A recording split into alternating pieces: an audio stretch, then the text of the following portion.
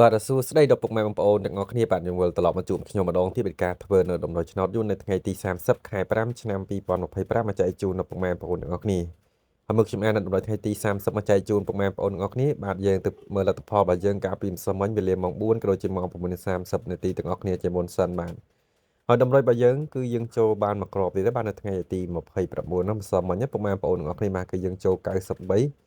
បាទគឺចំប្លង់តែម្ដងពុកម៉ែបងប្អូនទាំងអស់គ្នាបាទគឺម៉ោង6:30នាទីយប់បាទទាំងអស់គ្នាបាទហើយម៉ោង4អត់បានចូលទេទាំងអស់គ្នាទីឯលេខ96នោះ9669នោះវាចេញនៅពេលម៉ោង7យប់ទាំងអស់គ្នាម៉ោង7យប់ប៉ុន្តែគឺតម្រុយហ្នឹងគឺខ្ញុំផ្ទៀងផ្ទាត់តែម៉ោង4និងម៉ោង6ទេពុកម៉ែបងប្អូនទាំងអស់គ្នាអាចលេងបើតម្រុយអាចយកទៅធ្វើការលេងផ្សងសំណាម៉ោង10ម៉ោង1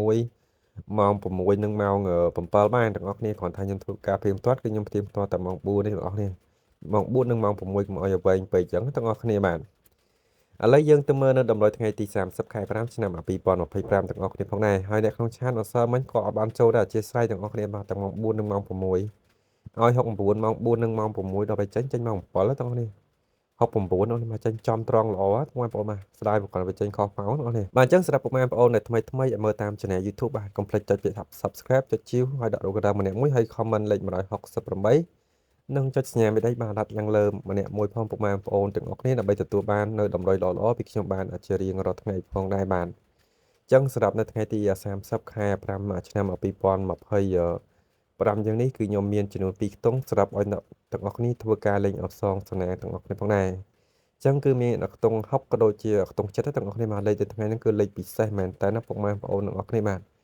អញ្ចឹងសង្ឃឹមថាថ្ងៃហ្នឹងពុកម៉ែបងប្អូនមកលេខល្អចាក់នេះបាទអាចនឹងចូល2គ្រាប់ឬក៏3គ្រាប់ឬក៏4គ្រាប់បានសម្រាប់នៅថ្ងៃហ្នឹងពុកម៉ែបងប្អូនទាំងអស់គ្នាបាទលេខល្អមែនតើបាទពីឯខ្ទង់60គឺមានចំនួន2គ្រាប់គឺមានលេខ64 69បាទលេខគូតែម្ដងពុកម៉ែបងប្អូនទាំងអស់គ្នាបាទរីឯខ្ទង់ចិត្តគឺមានចំនួន2គ្រាប់បាទគឺមានលេខ74 76ប្រមាណបងប្អូនទាំងអស់គ្នានិងលេខ1គ្រាប់ទៀតគឺលេខ49អញ្ចឹងលេខត្រឡប់ខ្ទង់60និង7មានដូចជាលេខ46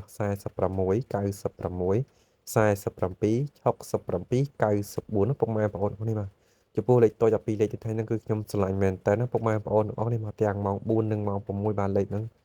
ល្អពុកម៉ែបងប្អូនបាទខំថាថ្ងៃហ្នឹងប្រហែលជាចេញច្រើនពុកម៉ែបងប្អូនទាំងអស់គ្នាបាទទីឯលេខធំគឺមានចំនួន3គ្រាប់លេខធំទី1គឺ469ពុកម៉ែបងប្អូនទាំងអស់គ្នាលេខចាក់គុណនិងលេខធំទី2គឺ